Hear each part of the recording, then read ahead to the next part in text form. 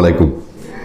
জুলাই সনদ এবং গণভোট, এটা যখন উচ্চ আদালতের দ্বারস্থ হয় এবং উচ্চ আদালতে যদি এই অবৈধ ঘোষণা করে, যেটা আজকে রুল জারি করেছে উচ্চ আদালত, যে 4 সপ্তাহের মধ্যে সরকারের বিভিন্ন জায়গা থেকে নির্বাচন কমিশন সরকার তাদেরকে জবাব দিতে হবে যে কেন এই জুলাই সনদ এবং গণভোটকে অবৈধ ঘোষণা করা হবে না।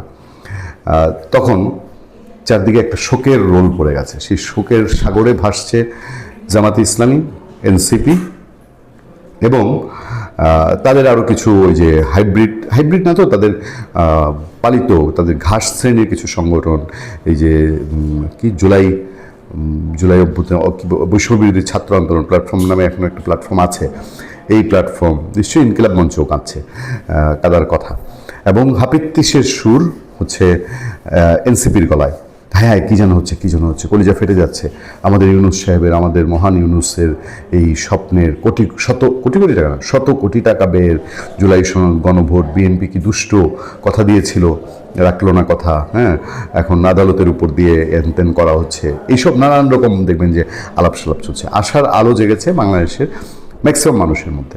ম্যাক্সিমাম মানুষ বলতে বাংলাদেশের ভোটার তো 8 কোটি ভোটার হাতে ভোট দেয় নেই, এবং অধিকাংশ মানুষ যে না চায় বা এই গণভোটের রাজি না, বিএনপি যেমন রাজি ছিল না, তারপর এই জুলাই সনদে রাজি না, এই অংশ কিছুটা আশার আলো দেখছে। যদি উচ্চ আদালতে যাওয়া হয়েছে, এটা সংবিধান বিরুদ্ধ একটা জিনিস, আদালত তো এটা অস্বীকার করতে পারবে না, তাই না?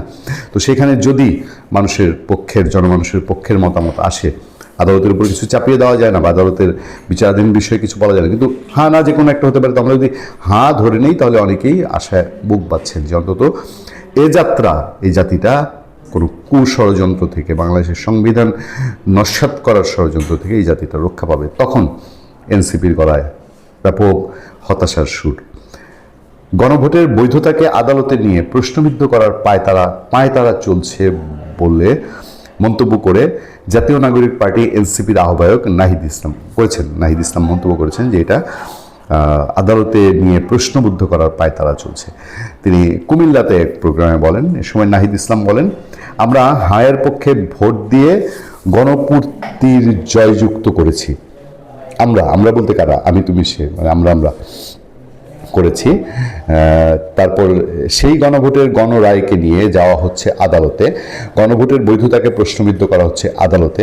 আমরা সেটা মানব না। আদালতে কি হবে এটা তারা মানবে না। অদ্ভুত। যদি জনগণের রায়কে আদালতে নিয়ে যাওয়া হয়, আদালতকেও রাজপথে যেতে হবে, আমাদেরকেও রাজপথে যেতে হবে। মানে এটাকে যদি আদালতে নেওয়া হয়, তাদেরকে রাজপথে যেতে হবে। কথা ঘুরিয়ে পরিষ্কার, আমরা জুলাইয়ের মতো স্লোগান দিতে চাই না, হাইকোর্ট না রাজপথ। ওই যে মব করে প্রধান বিচারপতিকে নামিয়ে দিয়েছিল, এখনও সেই মবের স্বপ্ন বেঁচে আছে তাদের মধ্যে। কিন্তু এই স্লোগান দিতে আমাদেরকে বাধ্য করবেন না। গণভোটের গণরায় অনুযায়ী সকল সংস্কার বাস্তবায়ন করতে হবে। জনগণের রায়কে আদালতে নিয়ে আদালতকেও প্রশ্নবিদ্ধ করবেন না। বলছেন ভারতের কাছে অবিলম্বে শেখ হাসিনাকে ফেরত পাঠানোর দাবি জানাতে হবে। শেখ হাসিনা ফেরত না পাঠালে ভারতের সাথে সম্পর্ক ঠিক হবে না। উনি হর্তাকর্তা ভারতের সাথে সম্পর্ক ঠিক করার। আরে ওনার বসই তো 18 মার্চ চেষ্টা করে ভারতের সাথে সম্পর্ক ধ্বংস করে দিতে পারলো না। অবশিষ্ট কিছু আছে বলেই তো তারেক রহমান এখন কিছু করতে পারছেন, অন্তত সম্পর্কটা বরফ গলতে শুরু করেছে। যাই হোক, গণভোট এবং জুলাই সনদ, আমরা বেশ কিছুদিন রাজনীতিতে এটা আমরা বলেছি যে গিট্টু লেগেছে রাজনীতিতে, কিছুদিন উত্তপ্ত হয়ে থাকবে বাংলাদেশের রাজপথ। দেখেন, যদি এই গণভোট এবং জুলাই সনদ আপনার বাস্তবায়ন না হয়, বাংলাদেশ কি 100 বছর পিছিয়ে যাবে? আর বাস্তবায়ন হলে কি বাংলাদেশ 100 বছর এগিয়ে যাবে? মানে কি অদ্ভুত কাণ্ড কারখানা। সংস্কার একটা দীর্ঘমেয়াদী প্রক্রিয়া। আপনি 80টা জিনিস পয়েন্ট আউট করে দিলেন আর কাগজে কলমে সংবিধানে তুলে নিলেন, তাতে করে বাংলাদেশ চেঞ্জ হয়ে যাবে? তো সংবিধানে যা আছে খারাপ কি? সংবিধানে কি কোথাও লেখা আছে এইভাবে স্বৈরাচার হবে, ওইভাবে স্বৈরাচার? সংবিধানে কি লেখা আছে যে এইভাবে অপশাসন হবে, এইভাবে দুঃশাসন হবে? কোথাও পথ লেখা নাই। যত কিছু আপনি লিখিত আইন কানুন তৈরি করেন, আইন কি কোথাও খারাপ? কোথাও তো আইন খারাপ না, ভালো আইন কানুন সব কিছু দিয়ে রাখলেন, কিন্তু রাজনৈতিক চর্চা ঠিক থাকলো না। এই যারা জুলাই সনদ তৈরি করেছে, এরা তো 18 মাস 19 মাস বাংলাদেশের ক্ষমতায় ছিল। আপনি জুলাই সনদ দিয়ে সংবিধান সাজিয়ে ফেললেন, আবার মনে করেন জুলাই সনদ বিরাট সাংঘাতিক কিছু সাজিয়ে ফেললেন, কিন্তু সেই ইউনুস শাসন কায়েম করলেন আগামী 19 বছরের জন্য বাংলাদেশে। এই শাসন কি শাসন ছিল? অপশাসন, দুঃশাসন, বাংলাদেশের অর্থকরী লুটপাট হাইকোর্টের রুল শুনেই নাহিদদের ফিট খাওয়ার দশা, গুরুত্বপূর্ণ তথ্য দিলেন আতিক রহমান পুনিয়া। করা, এর বাইরে তো কিছু ছিল না।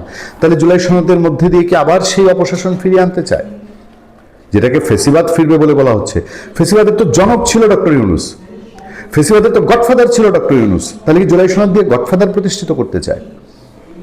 সে কারণেই হয়তো যে গডফাদার হচ্ছে না, এখন মপ করা যাচ্ছে না। ওই যে আদালতে মপ করার ইনডাইরেক্ট হুমকি দিচ্ছে, এগুলো করা যাচ্ছে না এখন। এগুলো করার রাস্তা সুগম করার জন্যে এই জুলাই সনদ এবং গণভোটের হাঁ করতে চায়। ভালো থাকবেন, সুস্থ থাকবেন। আপনার সাথে আমি আতিক রহমান পুনিয়া।